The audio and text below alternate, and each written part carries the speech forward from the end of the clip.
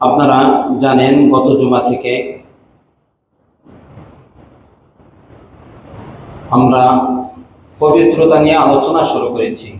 আমাদের মূল আলোচনা হলো নামাজ, সালাত। সালাতের আগে কিছু শর্ত আছে পবিত্রতা অর্জন করা। এই জন্য পবিত্রতার প্রথম পর্ব নিয়ে গত জুমা আলোচনা করেছি, ইস্তেনজার আদব এবং বিভিন্ন ধরনের মাসআলা নিয়ে আলোচনা করেছি। এগুলো কেন? আসলে জুমার মজলিসটা মূলত এই ধরনের মাসলা মাসাইল আলোচনা করার জন্য না, কারণ এখানে বিভিন্ন ধরনের লোক থাকে, অনেকে মাসআলা বোঝে না। স্পেশাল ভিন্ন কোনো মজলিস দরকার। কিন্তু আমাদের সমস্যা হলো আমরা জুমার টাইম ছাড়া আর কোনো টাইম পাই না, এখন আটকাই রাখা হয়। যা নামাজ আছে যেতেও পারে না, যেহেতু অন্য সময় আপনারা সময় দিতে পারেন না, এই জন্য বাধ্য হয়ে এই আলোচনাগুলো জুমার মজলিসে আলোচনা করার ইচ্ছা করেছি। তো এইগুলো কেন লাগবে? আপনারা মনে করতে পারেন যে অনেক আলোচনা আছে, হুজুর এগুলো কেন করে? আপনারা কি মনে করেন, এগুলো কি জরুরি না? জরুরি না, অল্প জরুরি না, এটা অনেক বেশি জরুরি, খুবই গুরুত্বপূর্ণ। কারণ কি? কারণ হলো আমরা জানি যে ইলম অর্জন করা ফরজ, জানেন না? ইলম অর্জন করা ফরজ। এই ইলম অর্জন করা ফরজের দুইটা ভাগ আছে, একটা ফরজে আইন আর একটা ফরজে কিফায়া। ফরজে আইন হলো সকলের জন্য যেটা, আর ফরজে কিফায়া সকলের জন্য না, কিছু মানুষ করলেই সকলের পক্ষ থেকে আদায় হয়ে যাবে। অতিরিক্ত ইলম জ্ঞান যেটা আলিম ওলামা শিখে বাস আদায় হয়ে যায়।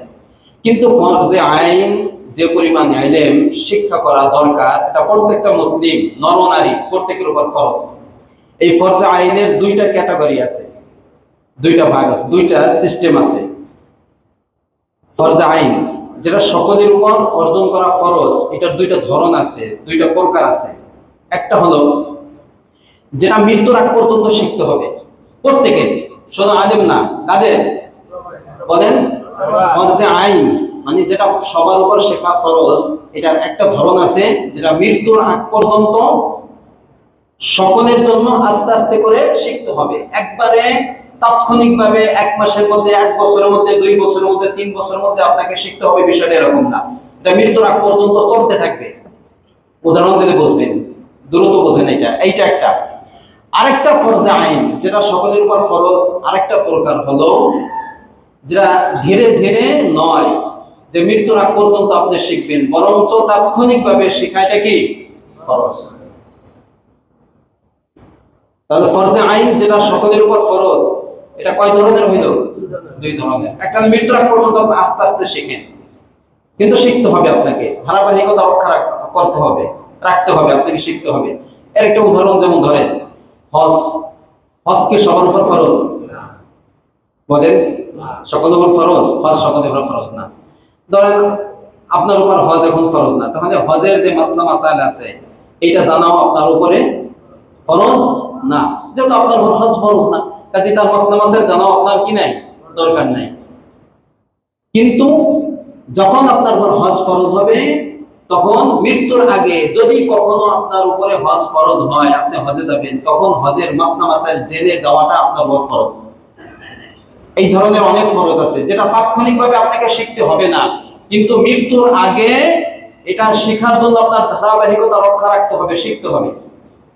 কথা বুঝাচ্ছে? আরেক প্রকার ফরজে আইন আছে যেটা শুধু আলিম না, সকলের জন্য, আপনি, আমি, আপনি, সকলের জন্য। যে ধরনের ইলম শিখা তাৎক্ষণিকভাবে সকলের উপর ফরজ, এটা শিখতে হবে, আপনাকে দ্রুত শিখতে হবে। যেমন ওযু, গোসল লাগে না? ফরজ গোসল লাগে, ওযু লাগে। নামাজ পড়া কি বছরে একবার না প্রত্যেক দিন? তাহলে নামাজের মাসলা মাসাইল জানা লাগবে। আমরা যে ইস্তেনজা করি, এটা কি কোনো ভাগ আছে? অমুকের করা লাগে না, বড় লোকের করা লাগে, আলিমের করা লাগে না, অমুকের করা লাগে, এরকম কোনো ভাগ আছে না? সবার করা লাগে। তাহলে সেখানে কি ইসলামের বিধিবিধান, নিয়ম নীতি নাই? এই ধরনের অনেক কিছু আছে যেগুলো আপনাকে মৃত্যুর আগ পর্যন্ত বিলম্ব করে শিখবেন, অনেক পরে শিখবেন হবে না। আপনাকে এখনই শিখতে হবে। আপনি যদি না জানেন তাহলে আপনার নামাজ হবে না, আপনি যদি না জানেন আপনার ওযু হবে না, আপনার গোসল হবে না, আপনার পবিত্রতা অর্জন হবে না। তাহলে এগুলো জানা ফরজ না ফরজ না? তাৎক্ষণিক। এই জন্য আমি ইচ্ছা করেছি যে পরিমাণ তাৎক্ষণিকভাবে জানা প্রত্যেকটি মুসলিমের উপর ফরজ, এটা যেন আমি আপনাদেরকে জুমার বয়ানে জানিয়ে দেই। আর এরপরে শিক্ষার দায়িত্ব আপনাদের, আপনারা শিখবেন না না শিখবেন সেটা আপনার। আমি আমার মেম্বারের যে দায়িত্ব আল্লাহ রাসূলের পক্ষ থেকে আমার উপর আরোপিত হয়েছে, আমি এটা আদায় করে দেব। কথাটা বোঝাচ্ছে? এজন্য গত জুমায় প্রথম পর্ব ইস্তিনজা যে মাসালাগুলো আমি আলোচনা করেছি, অনেকে আমার পরে দর্শক হুজুর আপনার নোটটা দিয়ে না, মানে আমার এরকম আলোচনা শুনি নেই, কিন্তু এই নোট দিলে আপনি বুঝবেন না, এই আপনার রেকর্ড হয় এখান থেকে আপনি শুনে নেবেন। কিন্তু যে আলোচনাটা গত জুমায় আমি ইস্তিনজা সংক্রান্ত করেছি, এটা দরকার না আপনাদের আমাদের জন্য? এইভাবে কি আমরা ইস্তিনজা শুরু করেছি? হ্যাঁ, এইভাবে যেন আমরা ইস্তিনজা চালু রাখি। আজকে দ্বিতীয় পর্ব তাহারাতে, পবিত্রতার দ্বিতীয় পর্ব নাজাসাত, খুবই জরুরি, জীবন ঘনিষ্ঠ, গুরুত্বপূর্ণ মাসআলা এবং জানা আমাদের জন্য খুবই জরুরি আজকের এই আলোচনাটা। কথাটা বোঝাচ্ছে? নাজাসাত, অপবিত্রতা। নাজাসাত মানে কি? অপবিত্রতা। নাপাক হই না আমরা? নাপাক, কথা বলেন। আমার শরীর নাপাক হয়, আমার কাপড় নাপাক হয়, আমার নামাজের জায়গা বা আমার জমিন নাপাক হয়, হয় না? হয় না? আল্লাহ রাব্বুল আলামিন আল্লাহ রাসূলকে উদ্দেশ্য করে বলেছিলেন সূরাতুল মুদ্দাসসিরের মধ্যে, ওয়াসিয়াবাকা ফাতাহহির, রাসূল আপনি আপনার কাপড়কে, পোশাককে পবিত্র রাখুন, বলছেন আল্লাহ রাসূলকে। কিন্তু আল্লাহ রাসূল নাই, শুধু কি আল্লাহ রাসূলই পোশাক পবিত্র রাখবেন, তার উম্মতরা রাখবে না? কথা বলেন, রাখবে না রাখবে না? সকলের জন্য। আর আমরা জানি যে নামাজ আদায়ের আগে 7টি ফরজ আদায় করে আসতে হয়, নাকি? এর মধ্যে একটা ফরজ হলো শরীর পাক রাখা, তারপরে কাপড় পাক রাখা, নামাজের জায়গা পাক রাখা। কি থেকে পাক রাখবেন? নাপাক থেকে পাক রাখা না? তাহলে এগুলো আমাকে জানতে হবে না হবে না? জন্য খুবই জরুরি মাসালা। ভালো করে কেউ ঘুমাবেন না, মেহেরবানি করে নিজে জানবো, এবং এগুলো যেন আমি কখনো না ভুলি। আমি নাপাক হইলে, আমার শরীর নাপাক হইলে, আমার কাপড় নাপাক হইলে, আমার ঘর বাড়ির যে সমস্ত পোশাক আদি আছে, নিজের পোশাক, এগুলো নাপাক হইলে, আমার ফ্লোর নাপাক হইলে, আমি সেগুলো কিভাবে পবিত্র করব, পাক করব, এর পদ্ধতি নিয়ে আজকে আলোচনা হবে ইনশাআল্লাহ। তাহলে শুরু করি আলোচনা। প্রথমে শোনেন, শরীর যদি নাপাক হয়, শরীর যদি নাপাক হয়, দেহ, আমি হইতে পারি, আপনি হইতে পারে, বাচ্চারা হইতে পারে, কোনো মহিলা হইতে পারে, যে হোক না কেন, কিভাবে পাক করবে? নাপাকটা দুই ধরনের, প্রথমত মনে রাখেন। প্রকৃত যে নাপাক, এটাকে নাজাসাতে হাকিকিয়া বলা হয়। প্রকৃত নাপাক মানে যেটা বাস্তবিক নাপাক, পায়খানা, প্রস্রাব, মদ, বীর্য, মজি, অদি, এগুলো আপনারা পরিভাষা অনেকগুলো জানেন না আপনারা। তারপরে রক্ত, এগুলো নাপাক না? গোবর, কোন প্রাণীর প্রস্রাব, কোন প্রাণীর পায়খানা, এগুলো নাপাক না? নাপাক না? এগুলো শরীরে লাগে না লাগে না? বাচ্চাদের প্রস্রাব, বাচ্চাদের পায়খানা লাগে না শরীরে? আচ্ছা, এই ধরনের এইটা হলো প্রকৃত নাপাক, যেগুলো নাজাসাতে হাকিকিয়া। এটা দুই ধরনের। এই যে নাপাক গুলো বললাম, কয় ধরনের? একটা শুকানোর পরে দেখা যায়, আরেকটা শুকানোর পরে দেখা যায় না। যেমন পায়খানা, এই ধরনের শব্দ উচ্চারণ করতে কি সমস্যা হয়? এগুলো বলতে হবে কিনা? পায়খানা শুকানোর পরেও তার শরীর দেখা যায় না, যায় না? আর প্রস্রাব, এটা যদি শুকিয়ে যায়, লাগার পরে দেখা যায় না, কিন্তু লাগছে, শুকিয়ে গেছে, কিন্তু এখানে আছে নাপাক, আছে না? দেখা যাচ্ছে না। তাহলে কয় ধরনের হইল? এই প্রকৃত নাপাক দুই ধরনের। একটাকে বলা হয় মারিয়া আরবিতে, মানে দেখা যায়, আর একটাকে বলা গৈরে মারিয়া, মানে যেটা দেখা শুকানোর পরে দৃষ্টিগোচর হয় না, কিন্তু নাপাক লেগে আছে। এই দুই ধরনের নাপাক যদি শরীরে লাগে, কোথাও লাগে শরীরে, তাহলে কি করবেন আপনি? আপনাকে নামাজ পড়তে হবে না? আপনাকে পবিত্র হইতে হবে না? আপনি নামাজ নাই পড়লেন, নামাজ নাই এখন, কিন্তু আপনার শরীরকে আপনি পবিত্র রাখবেন না? কিভাবে রাখবেন? পুরা শরীর ধুইতে হবে না? কি করবেন? না, যেখানে লাগছে, যদি শরীর বিশিষ্ট নাপাক হয়, পায়খানা লাগছে, বীর্য লাগছে, বীর্য লাগার পরে এটা দেখা যায় না? কত বলেন, যায় না? যায় না? যায়। যদি এই ধরনের হয়, যেগুলো দেখা যায়, রক্ত লাগছে, কোরবানির সময় লাগে, বিভিন্ন সময় লাগতে পারে, এই রক্ত যেটা দেখা যায়, আগে শরীর থেকে যেখানে লাগছে নাপাকটা সরিয়ে ফেলেন। প্রথম কি করেন? সরিয়ে ফেলেন। এরপরে সরিয়ে ফেলার পরে নাপাকের আসর থাকে না, কথা বলেন, আপনি সরিয়ে ফেলছেন কিন্তু কিন্তু দাগ টাক আছে না, এই দাগ, এই একটা নাপাকি। আরেকটা নাপাকি যেটা দেখা যায় না, যেমন প্রস্রাব লাগছে কোথাও, কোন একটা অঙ্গে লাগছে, এক জায়গায় লাগছে, যে কোনো ধরনের প্রস্রাব লাগার পরে শুকাই গেছে ধরেন, অথবা শুকাই নাই, তাহলে এটাকে আমার এখান থেকে পবিত্র করা লাগবে না লাগবে না? এটা কিসের, পোশাকের না জায়গার মাসালা বলতেছি না শরীরে? শরীর থেকে কিভাবে নাপাক লাগলে পবিত্র করবো সেই মাসালা ভালো করেন, 3 ধরনের মাসালা আলোচনা করব। তাহলে শরীরে যদি এই ধরনের নাপাক লাগে, যেটা দেখা যায় বা দেখা যায় না, যদি দেখা যায় সেটা আগে এখান থেকে সরান, দূর করে। আর যেটা দেখা যায় না ওটা তো দূর করার কিছু নাই, ওখানে লেগে আছে, শুকিয়ে গেছে, ঠিক না? এখন পবিত্র কিভাবে করব? ভালোভাবে পানি দিয়ে ধৌত করে জায়গাকে কি করতে হবে? পবিত্র করতে হবে পানি দিয়ে। কি দিয়ে? পানি দিয়ে ভালোভাবে ধুইবেন, এমন ভাবে ধুইতে হবে যেন নাপাকের কোনো প্রভাব, কোনো আসর, রং, গন্ধ কোনো কিছু যেন না থাকে। ভালোভাবে ধোয়ার পরে ভালোভাবে ধুইছেন, এরপরেও যদি দেখা যায় রক্ত লাগছিল, ভালোভাবে ধুইছেন, সাবান দেওয়া জরুরি না, কি দেওয়া জরুরি না? সাবান দেওয়া জরুরি না, পানি দ্বারা ভালোভাবে ধুইছেন, ধোয়ার পরে দেখা যায় একটু লাল লাল একটু আছে কিন্তু কোনো গন্ধ টন্ধ নাই, তাহলে কোনো সমস্যা নেই, ভালোভাবে ধুইছেন। 3 বার ধুইতে হবে, 10 বার ধুইতে হবে, 7 বার ধুইতে হবে, এটা জরুরি না। কথাটা বোঝাচ্ছে না? ধুইলে ওই অঙ্গটা পবিত্র হয়ে যাবে, আপনার শরীর পবিত্র। এখন কথা হলো যে হুজুর আমার এক জায়গা লাগছে, আমি পুরো শরীরই ধোবো, আমি গোসল করে ফেলবো। গোসল করেন, কোনো সমস্যা নাই, কিন্তু গোসল করা জরুরি? জোরে বলেন, ভালো করে বোঝেন। আমার একটা অঙ্গে আমার কিছু নাপাকি লাগছে, আমাকে গোসল করা জরুরি না ওই অঙ্গ থেকে নাপাকটা ধুয়ে ফেললেই চলবে? বলেন, ধুয়ে ফেললে চলবে, গোসল করা জরুরি না। তারপরে যদি আপনি করেন এতে কোনো অসুবিধা নাই, করতে পারেন। আচ্ছা, এটা গেল শরীরের নাপাক। ক্লিয়ার হয়েছে এটা শরীরের নাপাকটা? আচ্ছা, এর মধ্যে যদি আপনাদের কোনো মাসআলা জানার থাকে আপনি এটা মনে রাখেন, আমি সময়ের শেষে সময় দেব, তখন আপনি জিজ্ঞাসা করবেন, আমি আগে বলে যাই তারপরে। এটা তো শরীর নাপাক করবেন এইভাবে। কাপড় যদি নাপাক হয়, কাপড়, আপনার জামা, আপনার বাচ্চার জামা, আপনার স্ত্রীর জামা, পোশাক অথবা কাঁথা, বিছানার চাদর আছে না নাই, যে ধরনের কাপড় হোক, যদি নাপাক হয় তাহলে সেগুলোকে কিভাবে আপনি পাক করবেন? কথাটা বুঝেন। আগে নাপাক কয় ধরনের বলছিলাম? এক ধরনের দেখা যায়, আর একটা দেখা যায় না। শুকানোর পরে দেখা যায়, শুকানোর পরে দেখা যায় না, এটা মনে রাখেন। যদি কাপড় নাপাক হয়ে যায় এই ধরনের নাপাকি লাগার দ্বারা, তাহলে দেখতে হবে কাপড়টা কোন ধরনের। কিছু কাপড় আছে নিংড়ানো যায়, কথা বলেন, কিছু কাপড় আছে ধোয়ার পরে কি করা যায়? নিংড়ানো যায়। কিছু জিনিস আছে নিংড়ানো যায় না। কার্পেট নিংড়াতে পারবেন? আচ্ছা, ল্যাপ এর ধোয়া যায়? এর ধুইলে কিছু থাকবে? তুলা তুলা কিছু থাকবে? তোষক, জাজিম আছে না নাই? এগুলো এগুলা কি করা যায় না? ধোয়া যায় কিন্তু নিংড়ানো যায় না। ধোয়া যায় কিন্তু কি করা যায় না? নিংড়ানো যায় কি যায় না, এই ভাগে 2 ভাগে ভাগ করছি। কিছু কাপড় আছে ধোয়ার পরে নিংড়ানো যায়, কিছু কাপড় আছে ধোয়ার পরে নিংড়ানো যায় না। যেগুলো নিংড়ানো যায় না এগুলো একটু পরে বলবো। আগে যে সমস্ত পোশাক নিংড়ানো যায় এগুলা যদি নাপাকি লাগে, দৃশ্যমান নাপাকি লাগুক যেগুলো দেখা যায়, আর অদৃশ্যমান নাপাকি যেটা দেখা যায় না শুকানোর পরে, প্রস্রাব জাতীয়, মদ, মদ নাপাক। অনেকে মদ খায় না, কথা বলেন, খায়, সমাজে নাই 90% লোক সম্ভবত এর সাথে জড়িত, নেশার সাথে। মদ খাওয়া প্রস্রাব খাওয়া একই কথা, কথা বলে না? মদ খাওয়া আর প্রস্রাব খাওয়া কি কথা?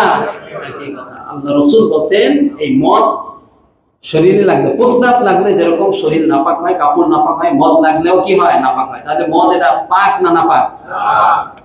প্রস্রাবের মদ নাপাক। খান এখন তো প্রস্রাবই খাইন, তাই যে খাবেন। আস্তাগফিরুল্লাহ, তাহলে আমরা কি বললাম? যদি শরীরে কি লাগে, মানে কাপড়ে, যে কাপড়গুলো নিংড়ানো যায় এই কাপড়ে যদি নাপাক লাগে, নাপাকটা যদি দৃশ্যমান হয়, দেখা যায়, ভালো করে বোঝেন কি করে দেখা যায়। কাপড় থেকে নাপাকটা সরাবেন। পায়খানা, বাচ্চার পায়খানা লাগছে, কারো পায়খানা লাগছে, এটাকে এখান থেকে সরান, হ্যাঁ? অথবা রক্ত লাগছে, এটা সরান। বীর্য লাগছে, বীর্য লাগছে, বীর্যটাকে ওখান থেকে সরান, ঠিক আছে? সরানোর পর এইটা একটা সরানোর পরে অনেকে বললেন যে যদি সরায়, দূর করে দেয় এবং নাপাকের কোনো আসর না থাকে, তাহলে এই কাপড়টা কি হয়ে যায়? পাক হয়ে যায়। অনেক ওলামায়ে কেরাম এটা বলে, ঠিক আছে? এটা আমি দৃশ্যমান নাপাকের কথা বলছি। আর যদি অদৃশ্যমান নাপাক প্রস্রাব লাগলো, মদ লাগলো, গরুর প্রস্রাব হোক, অন্য কোনো মানুষের হোক, এইগুলা লাগলো, পেশাব লাগলো, তাহলে কি করবেন? এই দো সূরাতে নাপাককে পাক করার যে সিস্টেমটা, এটা আমাকে ভালোভাবে বুঝতে হবে। কিভাবে বুঝবেন? যে আপনি এই নাপাকটা কোথায় ধুইতেছেন। দো সূরাতে ধোয়া লাগবে, সহিহ মাসালা হলো ধুয়ে কি করতে হবে? পাক করতে হবে। কোথায় ধোবেন আপনি? ভালো করে বোঝেন, ধোবেন কোথায়? যদি আপনি ধোয়ার কয়েকটা সিস্টেম আছে, যদি বালতিতে ধোন অথবা কোনো পাত্রে ধোন, এই ধরনের নাপাক, কাপড় থেকে নাপাকটা ধোন। এখানে একটা মাসালা আমি বলে দিই, শুধুমাত্র যেখানে নাপাক লাগছে ওই স্থানটা যদি আপনি ধুয়ে ফেলেন ভালো করে, তাহলে এটা পাক হয়ে যাবে। পুরা কাপড় ধোয়ার কোনো জরুরত নেই, দরকার নেই। কথাটা বুঝছেন? যদি পুরা কাপড় ধুইতে চান অথবা অতটুকু ধুইতে চান, কিসে ধোবেন? বালতিতে। বলেন কিসে? বালতিতে। মাসালা বুঝতেছেন আপনি? বালতিতে ধোবেন অথবা কোনো পাত্রে পানি রেখে অথবা বালতিতে পানি রেখে তার মধ্যে ওই কাপড়টা দিয়ে তারপরে ধোবেন। এক্ষেত্রে যদি দৃশ্যমান নাপাক হয়, নাপাককে আগে সরান, এটা দূর করেন। দূর করে আপনি বালতিতে কি দেন? ওই কাপড়টা ভিতরে, বালতির পানির ভিতরে আপনি রাখেন, এরপরে ধোবেন আপনি। অথবা অদৃশ্যমান নাপাক প্রস্রাব লাগছে, সেই কাপড়টা আপনি ধুইলেন, বালতিতে দিলেন। এখন কথা হলো, বালতির পানি কি অল্প না বেশি? ধরেন পুরো বালতি হোক, এটা কি বেশি পানি না অল্প পানি? বেশি পানি আর অল্প পানিরও পরিমাণ আছে। 10/10 হাত, এটা বেশি পানি। 10/10 হাত বা এর চেয়ে বেশি যে পানি, চতুর্দিকে 10-10, এদিকে 10, এদিকে 10, এদিকে 10, এদিকে 10, এরকম হাউজের যে পানি, এটা বেশি পানি। কথাটা বুঝছেন? বা এর চেয়ে বেশি পানি। আর এর চেয়ে কম হইলে এটা কম পানি। তাহলে বালতির যে পানিটা কম পানি না? এই কম পানিতে যে আপনি নাপাকের কাপড়টা দিলেন, পানি নাপাক হয়ে গেছে না? কথা বলেন, নাপাক হয়েছে না হয় নাই? পানির সাথে সাথে নাপাক হয়েছে। এখন আপনি নিংড়াইলেন, ধুয়ে আপনি নিংড়াইলেন, বোঝাচ্ছি, নিংড়াইয়া কাপড় এই পানিটা ফেলে দিলেন, আবার নতুন পানি নিলেন, নতুন পানিতে আবার ওই কাপড়টা দিলেন। আচ্ছা, ওই যে কাপড়টা নিংড়াইছেন, নিংড়ানোর পরেও তাতে পানি নাই? কথা বলেন, ওই পানিটা কি পাক না নাপাক? নাপাক।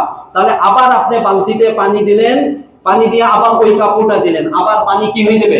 নাপাক হয়ে যাবে। এরকম যতবার দিবেন ততবার চলতে থাকবে। কথাটা বুঝাচ্ছে? এই জন্য শরিয়াত একটু সহজ করছে। সহজটা হলো যে 3 বার। কয়বার দেবেন? যদি আবদ্ধ পানিতে, অল্প পানিতে, বালতিতে পাত্রে পানি রেখে তার মধ্যে নাপাকের এই কাপড়টা আপনি ধোন, তাহলে প্রথমবার কি করবেন? পানিতে, বালতির যে পানি আছে এর ভিতরে আপনি কাপড়টা দিয়া ভালো করে ধুয়ে তারপরে এটাকে ভালো করে নিংড়াবেন। নিংড়ে পানিটা ফেলে দেবেন। পানি ফেলে দেওয়ার পরে আবার বালতিতে পানি দেন। ওই বালতি আবার ধোয়া লাগবে না, পানিকে ধুয়ে আবার পানি দেন, ধোয়ার দরকার নাই। আবার পানি দেন। পানি দেওয়ার পরে ওই যে নিংড়াইছেন আবার ধোন, ভালো করে ধুয়ে আবার নিংড়ান। কয়বার হইল? আবার আপনি বালতির পানিটা ফেলে দেন। ফেলে দেওয়ার পরে আবার বালতিতে ভালো পানি দেন। ভালো পানি দেওয়ার পরে আবার ধোন, ধুয়ে আবার নিংড়ান। কয়বার হয়েছে? 3 বার। 3 বারের কারণে শরীয়ত বলছে আপনার পোশাকও পাক হয়ে গেছে, আপনার হাতও পাক, হাতে পানি লাগে নাই, হাতও পাক হয়ে গেছে। যে পাত্রে আপনি এই নাপাকি পোশাকটা ধুইছেন, ওই পাত্র তৃতীয়বার পাক হয়ে গেছে। ভিন্নভাবে হাতও ধুইতে হবে না, ওই পাত্র ধোয়ার দরকার নাই। সব তৃতীয়বারে একসাথে সবকিছু কি হয়ে গেছে? পাক হয়ে গেছে। সুন্দর মশলা না? কিন্তু সতর্কতার সাথে ধুইতে হবে, ভালো করে ধুইতে হবে। এটা তো যদি আবদ্ধ পানিতে ধোন। আর যদি প্রবাহমান পানিতে, প্রবাহিত পানি, যেমন নদীর পানি, খালের পানি, যেটা পানিটা চলমান, ঠিক আছে, ডোবার পানি বা বেশি পানি, আবদ্ধ পানি, একটা পুকুরের মধ্যে অল্প পানি থাকে না, অনেক বেশি পানি থাকে, বেশি পানি থেকে এই বেশি পানিতে যদি আপনি এই নাপাকি এই কাপড়গুলো আপনি ধৌত করেন, একটা সূরত। আরেকটা সূরত হলো, ভালো করে বোঝেন এই মশলাটা, কোথাও পাবেন না, মনে রাখেন। আরেকটা হলো যে আপনি টেপ আছে না, টেপ ছেড়ে নিচে ধুইলেন, বালতি নাই, নিচে কোনো কি নাই, বালতি নাই। তাহলে টেপ যদি ছেড়ে রাখেন, তাহলে এই ছেড়ে রাখাই ধরা হবে এইটা প্রবাহমান পানি। এটা কি পানি? প্রবাহমান পানি। টেপ ছেড়ে রাখছেন, পানি পড়তেছে আর নিচে আপনি এটা ধুইতেছেন, এই টেপ যদি ছেড়ে রাখেন সর্বদা, তাহলে ধরা হবে এটা প্রবাহমান পানি, প্রবাহিত হচ্ছে। কথা বলেন, বুঝছেন? একটা। আরেকটা হলো বালতিতে আপনি ধুচ্ছেন, কিসে? তাহলে কি করবেন? এই বালতির পানিকেও প্রবাহমান পানি বানানো যায়। কিভাবে বানাবেন? বালতিটা আগে পানি দিয়ে পরিপূর্ণভাবে ভরবেন, ভরার পরে টেপ ছেড়ে রাখবেন, অথবা কলে ধরছেন, চাপ কলে আগে বালতিটা পরিপূর্ণভাবে পানি দিয়ে ভরেন, এরপর একজনকে চাপতে বলেন। তাহলে পানি ভরার পরে যদি চাপ কল দিয়ে আপনি চাপেন, তাহলে পানি উঠলিয়ে পড়তে থাকবে না, এইটা প্রবাহমান পানি। অথবা পানি ভরার পরে আপনি টেপ ছেড়ে রাখলেন, টেপ যদি ছেড়ে রাখেন তাহলে পানি কি উঠলিয়ে পড়ে না পড়ে না, তাহলে ধরা হবে এটাও প্রবাহমান পানি। তাহলে প্রবাহমান পানির কিছু সিস্টেম বললাম, মনে আছে তো? এই প্রবাহমান পানিতে যদি আপনি নাপাকির এই কাপড়টা ধোন, তাহলে 3 বার ধোয়া শর্ত না। একবার যদি আপনি ভালো করে, কয়বার? একবার এমন ভাবে ধুইছেন ভিতরে দিয়ে, অথবা টেপের নিচে, অথবা নদীতে, অথবা খালে, অথবা পুকুরে, এমন ভাবে ভালো করে ধুইছেন যে নাপাকি কোনো আসর টাসর, কোনো গন্ধ, কোনো প্রভাব কিচ্ছু নাই, তাহলে একবার ধোয়ার দ্বারাই পাক হয়ে গেছে। সুন্দর না মাসালা? যদি আবদ্ধ পানিতে ধোন, অল্প পানিতে, তাহলে কয়বার? আর যদি প্রবাহমান পানির যে কয়েকটা সুরত বললাম, মনে আছে তো? এইভাবে যদি আপনি ধোন, কয়বার? একবার ধুইলে পাক হয়ে গেছে। তাহলে এই মাসালা জানতেন আগে? জানতেন না। ঠিক আছে, এই মাসালাগুলো মনে রাখতে হবে। মাসালা বুঝছেন? মনে থাকবে তো? দলিল কি? এইগুলো পানি দ্বারা ধুইতে হবে। অনেকে বলে যে না, নাপাকি দূর করে দিলে হয়ে যাবে। এই মাসালা সহি না, পানি দ্বারা ধোয়া লাগবে। হযরত আবু বকর সিদ্দিক রাদিয়াল্লাহু তাআলা আনহুর একজন মেয়ে ছিলেন, আসমা। নাম কি? আয়েশা রাদিয়াল্লাহু তাআলা আনহার বোন। নাম কি? আসমা। উনি বলেন, হাদিস বর্ণনা করেন, উনি বলেন যে একজন মহিলা এসে আল্লাহ রাসূলের কাছে জিজ্ঞাসা করল একটা মাসআলা। মাসআলাটা কি? মাসআলা হলো, ইয়া রাসূলুল্লাহ, আমরা আমাদের মাসিক, মেয়েদের মাসিক হয় না? মাসিক, এই মাসিকের রক্তটা কাপড়ে লেগে গেছে, লাগে না অনেক সময়? এখন এই কাপড়টা আমি কিভাবে পরিষ্কার করব? এই মাসআলা এসে জিজ্ঞাসা করছে। কার কাছে? আল্লাহ রাসূলের কাছে। এটা আমি কিভাবে পরিষ্কার করব? আল্লাহ রাসূল সাল্লাল্লাহু আলাইহি ওয়াসাল্লাম বললেন, তাকে 3টা শব্দ বললেন। হুত্তিহি, হুত্তিহি, 1 নম্বর, নখ দিয়ে ভালো করে ওই যে রক্তটা লাগছে, এই রক্তটা ভালো করে ওখান থেকে ঘষে ঘষে দূর করো। কয়টা সিস্টেম? 1 প্রথমে। 2 নম্বর, সুম্মা কুরসিহি বিল মা, এরপর আস্তে আস্তে কিছু পানি ঢালো আর এটাকে ভালোভাবে ঘষো। ভালোভাবে কি করো? ঘষো। আমি বলি নাই যে ওইটাকে আগে দূর করে তারপর কি করতে হবে? ঘষতে হবে। ভালোভাবে ঘষো। এরপর সুম্মান দহিহি, এরপরে আরেকটু সামান্য পানি, ঘষার পরে আরেকটু সামান্য পানি এরপরে ঢেলে দাও। ঢেলে দিলে তোমার এইটা পাক হয়ে গেছে। এখন এইটা পরে পরিধান করে, সুম্মা সাল্লিহি ফিহি, এরপর এটা পরিধান করে তুমি নামাজ পড়তে পারো। সুবহানাল্লাহ বলেন। তাহলে হাদিস থেকে পাওয়া গেল না, গেল না? এইভাবে ধোবো তো ইনশাআল্লাহ বলেন। আচ্ছা, এখন একটা জরুরি মাসালা, সেটা হলো আপনাদের অনেকের বাসায় ওয়াশিং মেশিন আছে, কথা বলেন, আছে না? এই নাপাক কাপড়গুলো আপনারা ওয়াশিং মেশিনে আপনারা পবিত্র করেন, ঠিক আছে? আপনাদের আগে আরেকটা মাসালা আমি এখানে বলে দিই। অনেকে কি করে, নাপাক কাপড় আর পাক কাপড় একসাথে মিলিয়ে ধোয়, হয় না? হয় না? একটা কাপড়ে প্রস্রাব লাগছে আর কিছু কাপড় আছে পবিত্র, সবগুলো একসাথে বালতিতে ভিজিয়ে এরপরে ধোয়। একসাথে যদি ধোন তাহলে সবগুলো নাপাক হয়ে যাবে। সবগুলো কি হয়ে যাবে? নাপাক হয়ে যাবে। তাহলে ওইবার 3 ভাবে যেভাবে ধোয়ার সিস্টেম আছে, সবগুলো ওইভাবে ধুইলে কি হয়ে যাবে? পাক হয়ে যাবে। নাপাক কাপড় ধুইলে যেরকম পাক হয়ে যাবে, যে কয়বার পাক কাপড় একসাথে এইভাবে ধুইতে হবে, ধুইলে পাক হয়ে যাবে। ওয়াশিং মেশিন 2 ধরনের আছে। কয় ধরনের? এখন যেগুলো বের হচ্ছে ডিজিটাল, একটা 2টা পাইপ থাকে, এক পাইপ দিয়ে নতুন করে পানি ঢোকে, ধোয়ার পরে, ঢোকার পরে ওইটাকে ধোয়ার পরে ওই পানিটা আরেক পাইপ দিয়ে আরেক পাশ দিয়ে বের হয়ে যায়। আধুনিক যেটা, এটা বের হয়েছে, আপনাদের যাদের বাসা আছে জানেন, এরকম না? আর একটা আছে, আগে ছিল, এখনো পাওয়া যায়, যেটা পানি অপর প্রান্ত দিয়ে বের হয় না, এটাকে আবার অন্যভাবে বের করতে হয়, ভিতরে থাকে আর কি, অটোমেটিক কি হয় না? বের হয় না। তাহলে সিস্টেম কয়টা হইলো? কয়টা? 2টা। কয়টা? একটা বের হয়ে যায় আর একটা বের হয় না। যদি বের হয়ে যায় তাহলে সেটা প্রবাহিত পানির মতো। কি পানির মতো? প্রবাহিত। অর্থাৎ ভিতরে যদি আপনি নাপাক কাপড় দেন, তাহলে কি করবেন? নাপাক কাপড়, যে দৃশ্যমান নাপাকটা, এটা আগে সরান, দূর করে, বাহির থেকে দূর করে, এরপরে ভিতরে ওয়াশিং মেশিনের ভিতরে আপনি কাপড়গুলো দেন। দেওয়ার পরে আপনি অটোমেটিক 3 বার সেটা পানি নেয়, সিস্টেম আছে, আপনার সুইচ আছে, 3 বার পানি নেবে। তাহলে প্রত্যেকবার পানি নেবে, ধুবে, ধোয়ার পরে ওই পানিটা অপর প্রান্ত দিয়ে বের হয়ে যাবে। আবার পানি নিয়ে ধুয়ে অপর প্রান্ত দিয়ে বের হয়ে যাবে, আবার ধুয়ে অপর প্রান্ত দিয়ে বের হয়ে গেলে 3য়বার সবকিছু কি হয়ে গেছে? পাক হয়ে গেছে। আর যদি বের না হয়, অপর প্রান্ত দিয়ে যদি বের না হয়, তখন আপনাকে কি করতে হবে, একবার ধুইতে হবে, ধুয়ে ওই পানি পরিবর্তন করতে হবে, পরিবর্তন করে আবার নতুন পানি দিতে হবে, আবার চালু করে ধুইতে হবে, আবার পানি ফেলতে হবে, আবার পানি দিয়ে তৃতীয়বার ধুয়ে আপনার ওইটাকে পবিত্র করতে হবে। মাসালা ক্লিয়ার হয়েছে? এই জন্য সুন্দর যদি ওয়াশিং মেশিনে ধোন, তাহলে যেখানে কাপড়ের যে স্থানে নাপাকিটা লাগছে ওই স্থানটা আগে কোন টেপ থেকে ভালো করে ওই স্থানটা ধুয়ে ফেলেন। কি করবেন? ধোন, ভালো করে ধোন, ধুইয়া নাপাকিটা একেবারে পরিপূর্ণভাবে দূর করে দেন। তাহলে কাপড় পবিত্র হয়ে গেল না? বোঝে নাই? যে কাপড়ে নাপাক লাগছে ওই কাপড়ের নাপাকের স্থানটা আগে টেপ বা বাহিরে কোনো পানি দিয়ে ভালোভাবে কি করেন? ধৌত করেন, ধুয়ে এটাকে ওই স্থানটাকে পাক করে দেন। ওই স্থানটা পাক হয়ে গেলে অন্য কোনো স্থানে যদি নাপাকি না থাকে তাহলে পুরা কাপড় এখন পাক হয়ে গেল না? এখন আপনি পবিত্র কাপড় আর ওই কাপড় ওইটাও পবিত্র হয়ে গেল, সবগুলো একসাথে আপনি ওয়াশিং মেশিনের ভিতরে একবার ধুইলে কি হয়ে যাবে? পাক হয়ে যাবে, কারণ এখন আর নাপাকি নাই। ক্লিয়ার হয়েছে? হ্যাঁ, এই ক্ষেত্রে কোনো কারো মাসালা, ওয়াশিং মেশিনের ক্ষেত্রে কোনো মাসালা জানার দরকার আছে? যদি থাকে পরে আমি আপনাদেরকে আবার। এখন আমাদের ভিতরে একটা ভুল আছে, ভুল কি? যে প্রত্যেকবার নিংড়ানোর সময়, ধোয়ার সময় বিসমিল্লাহ বলতে হবে, আছে না নাই? জানে অনেকে এই কাজটা করে, নাপাকি ধোয়ার প্রত্যেকবার ধোয়ার সময় কি বলতে হয়? বিসমিল্লাহ বলতে হয়? জি না, বিসমিল্লাহ তো প্রত্যেক ভালো কাজ শুরু করার শুরুতে বলা, এটা বরকত, ঠিক না বেঠিক? তা আপনি এই কাজ করবেন, বিসমিল্লাহ বলেন, এতে কোনো সমস্যা নাই। কিন্তু অনেকের ধারণা আছে কাপড় ধোয়ার সময় যদি বিসমিল্লাহ না বলে তাহলে ওই কাপড় পাক হয় না। নাউজুবিল্লাহ বলেন। বিসমিল্লাহ না বললে পাক হবে না, এই ধারণাটা ভুল ধারণা। বিসমিল্লাহ বলাটা আবশ্যক না। পাক নাপাকের ক্ষেত্রে বিসমিল্লাহর কোনো সম্পর্ক নাই। ভালো কাজ, সে ভালো কাজের শুরুতে আপনি বিসমিল্লাহ বলবেন, অসুবিধা নাই। তাহলে আমাদের কয় ধরনের মাসালা গেল? শরীর পাক, কাপড় পাক। কাপড়ের ভিতর দুইটা সিস্টেম বলছিলাম, নিংড়ানো যায়, যেটা নিংড়ানো, যেগুলো নিংড়ানো যায় এই মাসালা গেল। আর যেগুলো নিংড়ানো যায় না সেগুলো কি করবেন? কার্পেট, জাজিম, তোশক, ল্যাপ, এই ধরনের ম্যাট্রেস আছে না? এগুলো নাপাক, প্রস্রাব লাগতে পারে না? কথা বলেন, লাগতে পারে না? পারে না? না, যদি নাপাক লাগে তখন কি করবে? কঠিন পদ্ধতি এটা, এটা সহজ না।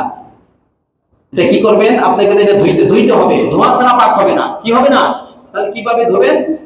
যে স্থানে লাগছে শুধু ওই স্থানটা ধুয়ে ফেলেন, পাক হয়ে যাবে। কথাটা বুঝছেন? আর যদি পুরোটাই লেগে যায়, প্রস্রাব একবারে পুরো তোষকে লাগছে, পুরো জাজিমে লাগছে, তখন কি করবেন? তখন একটু কঠিন হয়ে যাবে। তখন কি করবেন? তখন উপরে কোনো জায়গায় এটাকে লটকান, উঁচু জায়গায় উপরে উঠান, এরপরে পানি ঢালেন, পুরাটা পানি ঢালতে হবে, পুরাটা একবারে পানি ঢালেন। পানি ঢালার পরে যখন পানি পড়তে পড়তে একবারে পানি পড়া বন্ধ হয়ে যাবে, তখন আবার পানি ঢালতে হবে। দ্বিতীয়বার পানি ঢালার পরে যখন পানির ফোঁটা পড়া বন্ধ হয়ে যাবে, তখন তৃতীয়বার আবার উপরে কি ঢালতে হবে? পানি ঢালতে হবে। এই তৃতীয়বার পানির ফোঁটা যখন বন্ধ হয়ে যাবে তখন আপনার ওই জিনিসটা কি হয়ে যাবে? কঠিন না? কঠিন না? কঠিন। বুঝাচ্ছে কথাটা? এই জন্য কার্পেট যখন ময়লা হয়ে যায় তখন যে পাশে লাগছে ওই পাশে এইভাবেই ধুইতে হবে, ঠিক আছে?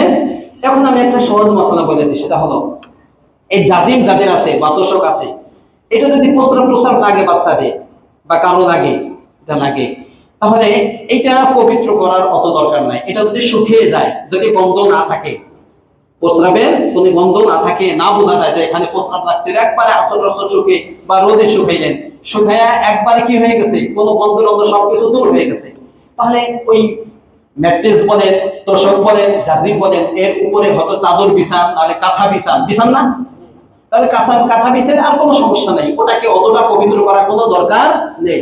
উপর একটা থাকলে তো ওইটা পবিত্রই, আর ওইটা যখন শুকিয়ে যাবে তখন মোটামুটি ভাবে ওইটা পাকের মতোই হয়ে যায়। এই জন্য অত ঝামেলা করার কি নাই, দরকার নাই। কিন্তু মসজিদের কার্পেটটা ভিন্ন মাসালা হবে, ঠিক আছে? মনে থাকবে তো এই মাসালা ইনশাআল্লাহ। আচ্ছা, দুই ধরনের মাসালা গেল। এখন যেটা গুরুত্বপূর্ণ মাসালা সেটা হলো স্থান, জমিন যদি নাপাক হয়, আমি যে স্থানে নামাজ পড়বো অথবা আমার ঘরের ফ্লোর বলেন, মসজিদ বলেন, এখানে প্রস্রাবও লাগতে পারে, পায়খানাও লাগতে পারে না? পারে না? ফ্লোর যদি নাপাক হয়, তাহলে নাপাক আমি কয় ধরনের বলছিলাম? দুই ধরনের, একটা দেখা যায় আর একটা দেখা যায় না। এখন এই জমিন, মাটি বলেন, ফ্লোর বলেন, এটাকে আমরা দুই ভাগে ভাগ করবো। কয় ভাগে? দুই ভাগে। সমস্ত জমিন এটা পাক, সাধারণত পাক, এবং সব জায়গায় নামাজ আদায় করা জায়েজ আছে। আল্লাহ রাসূলকে 5টা বৈশিষ্ট্য দেওয়া হয়েছে যেটা কোন নবীকে দেওয়া হয় নাই, একমাত্র আল্লাহ রাসূলকে দেওয়া হয়েছে। এর মধ্যে একটা আল্লাহ রাসূল বলেন, জুইলাত লিয়াল আরদু মাসজিদাও ওয়া তুহুরা, সমস্ত জমিন আমার জন্য সিজদার স্থান বানানো হয়েছে এবং পবিত্র বানানো হয়েছে। সুবহানাল্লাহ বলেন। অর্থাৎ পৃথিবীর যেখানে নামাজ পড়বেন নামাজ আদায় হয়ে যাবে, এবং যেখানে নামাজ পড়বেন ওইটাই পবিত্র, যদি নাপাকি না থাকে, যদি নাপাকি না থাকে সব জায়গায়। কিন্তু যদি নাপাকি থাকে তখন কিভাবে আপনি পবিত্র করবেন এটা জানবো আমরা এখন, ঠিক আছে ইনশাআল্লাহ। আচ্ছা, কিছু জমিন আছে যেটা নাপাকি নিচের দিকে ভিতরে শোষণ করে, টেনে নেয়। যেমন জমিনে যদি নাপাক পড়ে ভিতরে টেনে নেয় না। কিছু ফ্লোর আছে যে ফ্লোর গুলো টাইলস বিছানো না, সিমেন্ট দিয়ে করে, এই ধরনের ফ্লোর, ওইখানে যদি পানি পড়ে তাহলে টানে না, নিচের দিকে টেনে নেয় না, নেয় না, এই ধরনের। টাইলসের মধ্যে যদি টাইলস জাতীয় যেগুলো আছে এইগুলোর মধ্যে যদি এই ধরনের থাকে, যেগুলোর পানির উপরে পানি দিলে নিচে পানি টেনে নেয় যদি থাকে, তাহলে এই তিন ধরনের জিনিস কিভাবে পাক করবেন? কথা বোঝাচ্ছে?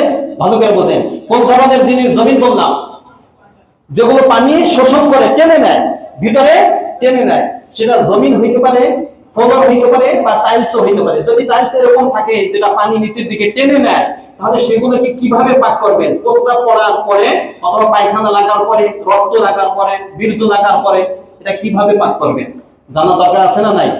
ভালো করে শুনেন।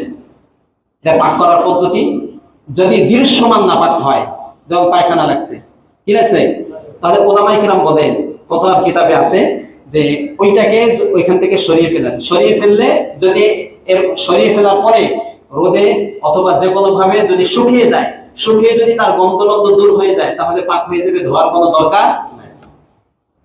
কথাটা বলছেন? দৃশ্যমান নাপাক, রক্ত লাগছে, রক্ত এখান থেকে সরিয়ে ফেলেন যে কোনো ভাবে, অথবা পায়খানা লাগছে ওইখান থেকে সরিয়ে ফেলেন।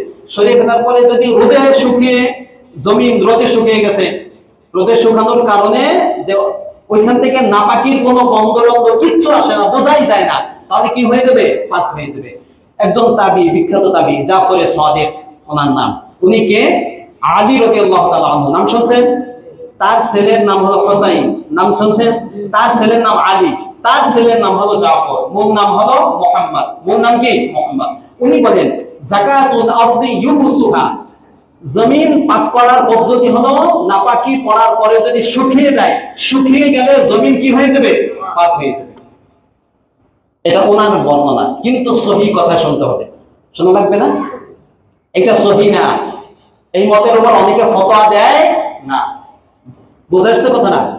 এটাতে এক ধরনের নাপাকি হলো। আরেক ধরনের নাপাকি প্রস্রাব লাগছে, কি লাগছে? প্রস্রাব লাগছে। অদৃশ্যমান নাপাকি যদি লাগে, মদ পড়ছে, তাহলে জমিনকে দো ধরনের নাপাকি যদি জমিনে লাগে, মোট কথা হলো নাপাকিটাকে আগে সরাবেন, সরানোর পরে জমিনকে ভালোভাবে ধুইতে হবে। কি করতে হবে? ধুইতে হবে। ফ্লোর হোক, টাইলস হোক, যে টাইলস শোষণ করে, ভালোভাবে ধুইতে হবে। ধোয়ার পদ্ধতি কি? যদি আপনি পানি ঢালার পরে ঝাড়ু দিয়ে পানিকে সরিয়ে ফেলার পদ্ধতি থাকে, অনেক জায়গা আছে পানি সরানো যায় না, এরকম আছে না?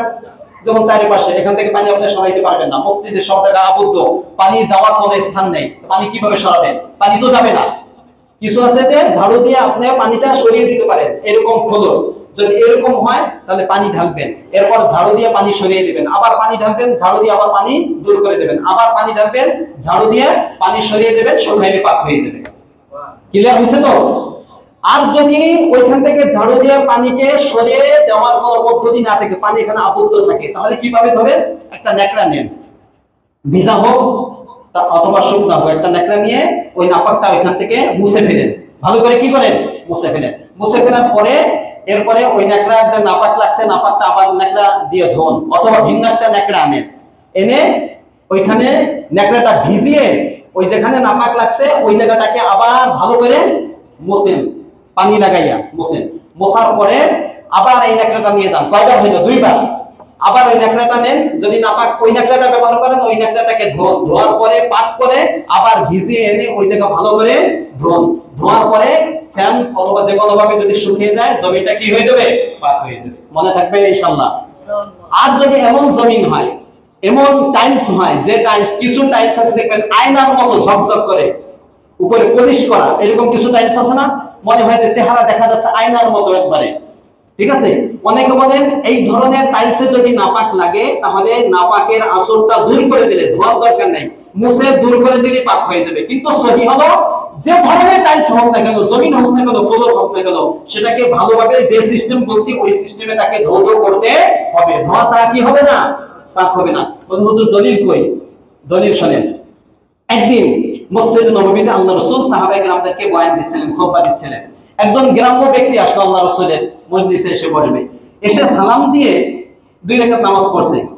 কয় রাকাত? নামাজ পড়ে এসে মসজিদের এক পাশে গিয়ে প্রস্রাব করে দিয়েছে। কি করছে? প্রস্রাব শুরু করে দিয়েছে। তখন সাহাবায়ে কেরাম দৌড় দিয়ে তাকে বাধা দিবে, ধরবে। তানাওয়ালা হাদিসে আসছে, ধরবে তাকে, প্রস্রাব যেন না করে, মসজিদ না, ধরবে। আল্লাহ রাসূল সাল্লাল্লাহু আলাইহি ওয়াসাল্লাম বলেন দাউহু, তাকে ছেড়ে দাও, প্রস্রাব করতে দাও। দেখেন এখানে যদি তাকে আটকাইতো তাহলে তার ভিতরে ক্ষতি হইতো না হইতো না? আল্লাহ রাসূল বলেন খবরদার, তাকে ছেড়ে দাও, তাকে আরামে সেখানে প্রস্রাব করতে দাও। সে প্রস্রাব শেষ করছে। শেষ করার পরে আল্লাহ রাসূল সাল্লাল্লাহু আলাইহি ওয়াসাল্লাম সাহাবায়ে কেরামদেরকে বলেন তোমরা বালতি ভরে সেখানে পানি ঢেলে দাও। কি বলছে হাদিসের মধ্যে? আমার এখানে হাদিসে ফাহরিকু আলা বাউলিহি সাদলা মাইন আও জানুবাম মিন মাই, বড় পাত্র বা বড় বালতি ভরে ওই স্থানে সে যেখানে প্রস্রাব করছে সেখানে পানি ঢেলে দাও, কয়েকবার ভালো করে পানি ঢেলে দাও। ঢেলে দিয়ে তারপর সেটাকে পবিত্র করে। তাহলে কি বোঝা গেল? ফ্লোরে যদি নাপাক পড়ে শুকিয়ে গেলে হবে না, পানি দ্বারা ধৌত করতে হবে। পানি দ্বারা ধৌত করতে হবে, যে সিস্টেমে বললাম ওই সিস্টেমে ধৌত করতে হবে।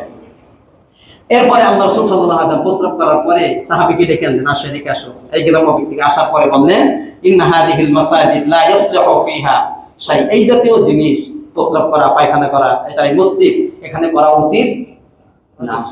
এখানে এই মসজিদটা কি জন্য? আল্লাহ রাসূল বলেন এটা নামাজ, লিসসালাত, নামাজের জন্য। এটা লিকিরাআতিল কোরআন, কোরআন তেলাওয়াতের জন্য। এটা লিতাকবীর, তাকবীরের জন্য, আল্লাহর বরত্ব বর্ণনা করার জন্য। কাজে এখানে প্রস্রাব পায়খানা করা যায় না। সামনে থেকে আর এরকম তুমি করবে না। তাহলে এই হাদিস থেকে কি বোঝা গেল? ফ্লোরে যদি নাপাক করে, যে ধরনের ফ্লোর হোক না কেন, শুকনানো না, শুধু ভালো করে যে সিস্টেম বলছি ওই সিস্টেমে পবিত্র করতে হবে। মনে থাকবে ইনশাআল্লাহ? আল্লাহ রাব্বুল আলামিন তৌফিক দান করুন। আচ্ছা, এখন কথা হলো একটা মাসালা জরুরি। আমাদের ভিতরে একটা ভুল ধারণা আছে, আমাদের ভিতরেও মা বোনদের ভিতরে, যে ছোট বাচ্চা যারা দুধ খায় এখন খাবার খায় না, অনেকে বলে তাদের প্রস্রাব পাক। আছে না নাই? ভালো করে শোনেন আজকের মাসালা। দুধ খাবার আগে সে শিশু, ছেলে হোক মেয়ে হোক, সবার প্রস্রাব নাপাক। বলেন কি বললাম? সবার প্রস্রাব নাপাক। খাবার খাওয়ার আগে, দুধ পান করা অবস্থায় হোক, জন্মের দিন হোক, জন্মের পরের দিন হোক, যেদিন হোক না কেন, কন্যা সন্তান হইল, পুত্র সন্তান হইল, তাদের প্রস্রাব কি? নাপাক। দলিল নেন।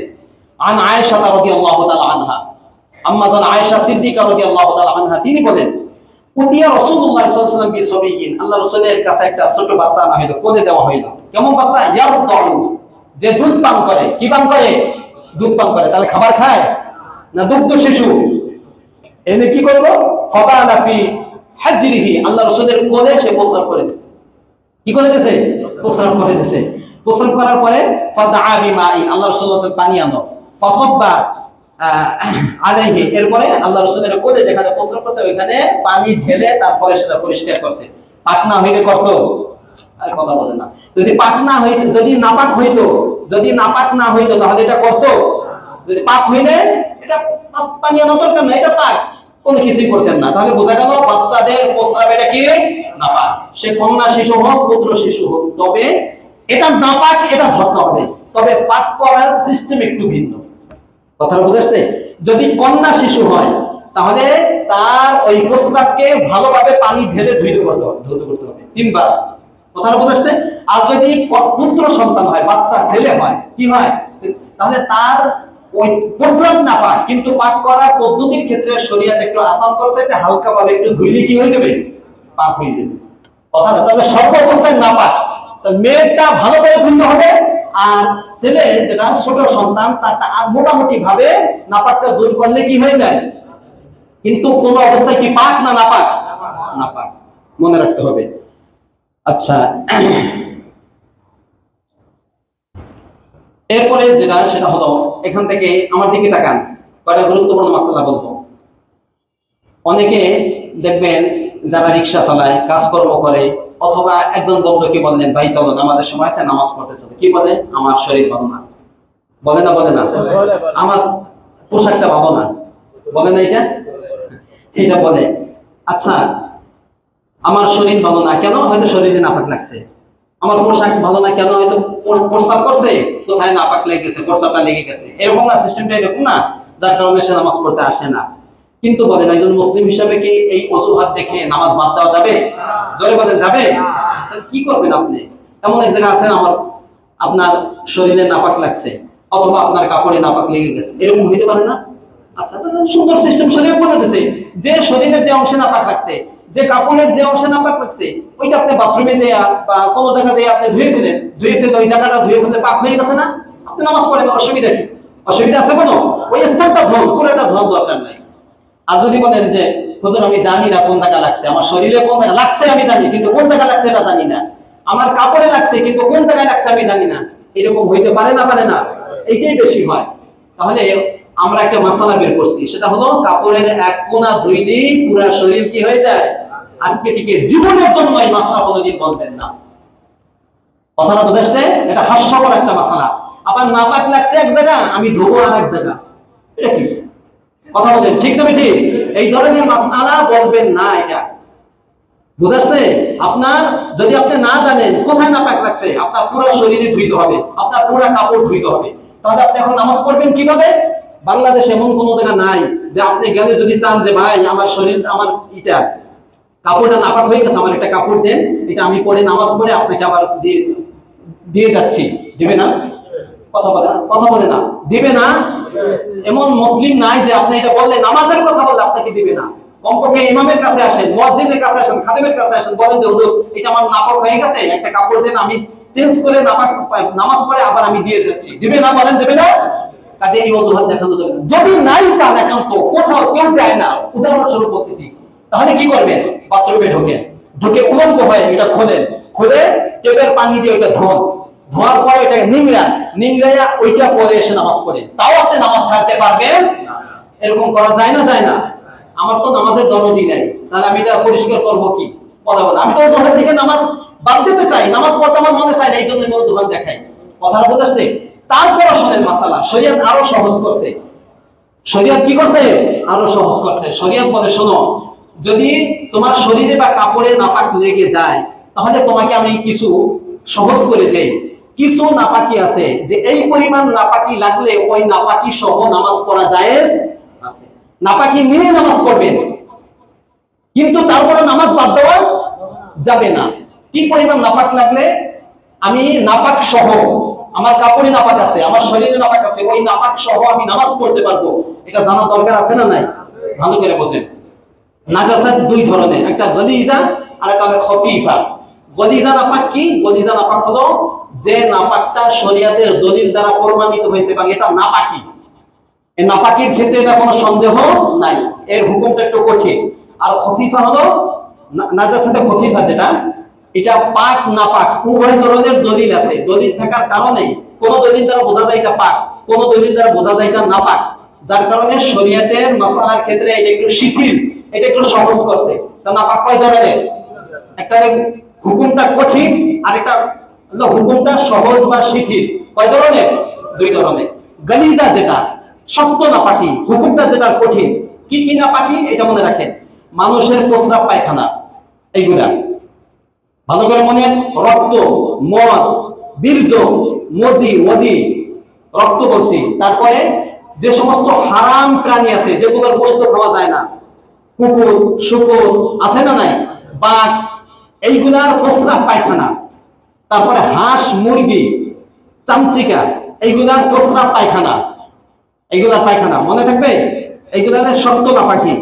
আরো অনেক আছে। আবার যে সমস্ত প্রাণীর গোশত খাওয়া যায় তার পায়খানা, প্রস্রাব না, তার পায়খানা, যেমন গরুর পায়খানা, গরুর প্রস্রাব না, গরুর পায়খানা, ছাগলের পায়খানা, এই ধরনের যে নাপাকির আমি কয়েকটা বললাম, আরো অনেক আছে, ইঁদুরের পায়খানা অনেক আছে। এই ধরনের পায়খানা হলো নাজাসাতে গলিজা। এইগুলো যদি আপনার শরীরে লেগে যায়, এখানে মানুষের প্রস্রাব আছে না নাই? কথা বলেন, আছে না নাই? আপনার শরীরে যদি লেগে যায় অথবা আপনার কাপড়ে লাগছে, তাহলে এই ধরনের নাপাকি আবার দুই প্রকার, কিছু আছে তরল, কিছু আছে শক্ত। কয়টা? কয়টা বলেন? যদি তরল হয়, যেমন প্রস্রাব, এটা তরল না? এইটা যদি লাগে তাহলে কি পরিমাণ সহ আপনি নামাজ পড়তে পারবেন? 1 টাকার কয়েন আছে না, 5 টাকার কয়েন আছে না, যদি ওই পরিমাণ আপনার শরীরে লাগে, কয়েন পরিমাণ, কি বললাম, অথবা তার চেয়ে কম, এর চেয়ে বেশি হইতে হবে না, কয়েন পরিমাণ, 5 টাকার কয়েন পরিমাণ অথবা 1 টাকার কয়েন, 2 টাকার কয়েন পরিমাণ আপনার শরীরে লাগছে অথবা কাপড়ে লাগছে, এই পরিমাণ লাগছে। অথবা তালু এইভাবে করলে এই তালুতে যে জায়গাটা থাকে না, এই পরিমাণ লাগছে। তরল তরল প্রস্রাব লাগছে, হ্যাঁ, ধোয়ার পানিও নাই, ধোয়ার কি নাই, পানি নাই, কাপড় চেঞ্জ করারও সিস্টেম নাই। তাহলে কি করবেন? শরীয়ত বলে এই পরিমাণ নাপাকি নিয়ে তুমি নামাজ পড়ো, তোমার নামাজ হয়ে যাবে। কথাটা বোঝাচ্ছে? আর যদি ধোয়ার পানি থাকে, কাপড় চেঞ্জ করার মতো পদ্ধতি থাকে, তারপরেও আপনি ধুইলেন না, কাপড় পরিবর্তন করলেন না, ওইটা সহ নামাজ পড়লেন, তাও বলে শরীয়ত নামাজ হবে, তবে নামাজটা মাকরুহ হবে। নামাজ হয়ে যাবে, তবে নামাজটা কি হবে? মাকরুহ হবে। তাহলে নামাজ ছাড়া যাবে? আর আরেকটা যেটা নাপাকি আছে, যেটা গাঢ়, এই গলিজার মধ্যে যেটা গাঢ়, পায়খানা, রক্ত, যেটা কি গাঢ়, এইটা যদি লাগে তাহলে ওজন মাপে, মাপে কি পরিমাণ? 4.86 গ্রাম, 4 মানে 4 গ্রাম আর একটু বেশি, 4 গ্রামের একটু বেশি পরিমাণ ওজনের দিক থেকে যদি এটা আপনার ইসে লাগে, কিছু কোথায়, শরীরে লাগে অথবা কাপড়ে লাগে, তাহলে এইটা সহ আপনি নামাজ পড়তে পারবেন। এর বেশি লাগলে পারবেন না। যদি ধোয়ার কোনো পদ্ধতি না থাকে, এটাকে দূর করার কোনো পদ্ধতি না থাকে, এইটা সহ যদি আপনি নামাজ পড়েন, বেলা মাকরুহ, মাকরুহ ছাড়া আপনার নামাজ হয়ে যাবে। আর যদি ধোয়ার পানি টানি থাকে, তারপরে যদি না ধুয়ে আপনি নামাজ পড়েন, তাহলে নামাজ হবে, তবে মাকরুহর সাথে। আর যেটা বললাম, এর চেয়ে বেশি যদি হয়, পয়সার চেয়ে বেশি হয়, অথবা 4 গ্রাম 86 পয়েন্টের চেয়ে যদি বেশি হয়, তাহলে আপনার কোনো অবস্থায় আপনার নামাজ হবে না। মনে থাকবে? আরেকটা নাপাকি বলছি, যেটা হুকুম সহজ, হালকা, এগুলা কি কি? খফিফা, যেটা যেমন যে সমস্ত প্রাণী আমরা গোশত খাই, গরু, ছাগল, আরো আছে না, এগুলার গোশত খাওয়া, যেগুলোর গোশত খাওয়া কি হালাল, এগুলার প্রস্রাব, এগুলার কি প্রস্রাব, এগুলা প্রস্রাব পাক না নাপাক, শরীয়তের দুই ধরনের দলিল আছে। এক দলিল দ্বারা বোঝা যায় এগুলা পাক, আরেক দলিল দ্বারা বোঝা যায় এটা কি নাপাক। কথাটা বোঝাচ্ছে? এই ধরনের যদি নাপাকি আমার শরীরে অথবা কাপড়ে লেগে যায়, তাহলে কি করবেন? শরীয়ত বলছে যে অঙ্গে লাগছে ওই অঙ্গকে 4 ভাগে ভাগ করো, 4 ভাগের 1 ভাগের কম পরিমাণ যদি লাগে, তাহলে ওইটা সহ যদি নামাজ পড়ে, তাহলে নামাজ হয়ে যাবে। যদি ধৌত করার মতো ব্যবস্থা না থাকে, তাহলে নামাজ মাকরুহ হবে না। আর যদি ধৌত করার মতো পদ্ধতি থাকে, তারপরেও ওই পরিমাণ নাপাকি নিয়ে নামাজ পড়ে, তারপরেও তার নামাজ হবে, তবে মাকরুহর সাথে। উদাহরণস্বরূপ, এইটা হাতা না? কথা বলেন, এই হাতা একটা অঙ্গ, এই আঁচল একটা অঙ্গ, একটা কাপড়ের একটা অঙ্গ আছে না? হাত, হাত শরীরের হাত একটা অঙ্গ, পা একটা অঙ্গ, মাথা একটা অঙ্গ, চেহারা একটা অঙ্গ, কান একটা অঙ্গ, এরকম অঙ্গ আছে না? এই অঙ্গের যদি 4 ভাগের 1 ভাগের কম, এই হাতকে আপনি 4 ভাগ করেন, উদাহরণস্বরূপ ধরেন এদিক দিয়ে যদি ভাগ করেন, এতটুকু এতটুকু হলে 4 ভাগ হবে, তো 4 ভাগের একটু কম, একটু কম, এই পরিমাণ যদি নাপাক লেগে যায়, কত, অনেক, অনেক না, এর উপরে যদি নাপাকি লেগে যায়, তাহলে শরীয়ত বলছে তারপরে তুমি নামাজ বাদ দিতে পারবে না। 4 ভাগের 1 ভাগের কম, হাতা, পুরা হাতা, এটাকে 4 ভাগ করে, এখান থেকে এই পর্যন্ত 4 ভাগ করে, 4 ভাগ করলে ধরেন এই যে এতটুকু হবে 1 ভাগ, তাহলে একটু কম যদি এই পুরোটা আপনার প্রস্রাব লেগে যায়, কিসের প্রস্রাব? গরুর গরু, যেগুলো প্রাণীর গোশত খাওয়া যায়, এইগুলো যদি লেগে যায়, বলছে শরীয়ত বলছে তারপরেও তোমাকে এটা নিয়ে কি করতে হবে? নামাজ পড়তে হবে। যদি ধোয়ার পদ্ধতি না থাকে, তাহলে তোমার নামাজ হয়ে যাবে। আর যদি ধোয়ার পদ্ধতি থেকে তাহলে ধুয়ে নামাজ পড়ো, না ধুয়ে নামাজ পড়লেও তখন হয়ে যাবে, তবে মাকরুহ হবে। শরীয়ত আসান করছে না করে নাই? কাজেই কখনো যদি হালকা 1 ফোঁটা প্রস্রাব লেগে যায়, এই অজুহাত দেখে আপনি নামাজ বাদ দিতে পারবেন? পারবেন না। কথাটা মনে থাকবে তো মাসালা নাকি? আল্লাহ বোঝার তৌফিক দান করুন। আরো তো অনেক মাসআলা রয়ে গেছে, এই মাসআলাগুলো বলার দরকার ছিল, কিন্তু সময় তো আমাদের হাতে নাই, সময় শেষ। আরো কিছু জরুরি মাসআলা আছে, যেগুলো আমি আগামী জুমায় ইনশাআল্লাহ বলবো। এই নাপাকি যে মাসআলাগুলো বললাম, আমাদের জন্য জানা এগুলো দরকার ছিল না? ছিল না? বুঝে আসছে না? অস্পষ্টতা আছে আপনাদের ভিতরে? এইভাবে আপনারা আমাদের শরীর পাক হইলে আমাদের কাপড় পাক হইলে, আমাদের স্থান পাক হইলে আমরা এই পদ্ধতিতে কি করব? পাক করব। এবং আমরা আমাদের শরীরকে, কাপড়কে, পাক সব আমাদের বাসা বাড়ি যা কিছু আছে সর্বদা আমরা এগুলাকে পাক রাখার চেষ্টা করব। পাক থাকলে কি হয় আর নাপাক থাকলে কি হয়, এটা মূলত আমার আজকের মূল বয়ান ছিল, কিন্তু বললে আরো 10 মিনিট সময় লাগবে, যে সময় আমার হাতে নেই। আগামী জুমায় ইনশাআল্লাহ আল্লাহ তৌফিক দিলে বাকিটা আলোচনা হবে। কিন্তু এই মাসআলাগুলো মনে রাখবেন তো, এই মাসআলাগুলো জানা ফরজ না? ফরজ না? আমাদের প্রতিটি মুহূর্ত এই মাসআলা আমাদের লাগে না? লাগে না? আশাবাদী এগুলো শিখাবেন, মা বোনদের শিখাবেন যে এই সিস্টেমে পাক করতে হবে। আল্লাহ রাব্বুল আলামিন আমাদেরকে এই মাসআলার উপর আমল করার তৌফিক দান করুন। ওয়া আখিরু দাওয়ানা আলহামদুলিল্লাহি রাব্বিল আলামিন। যারা সুন্নাত পড়েন তাদেরকে সুন্নাত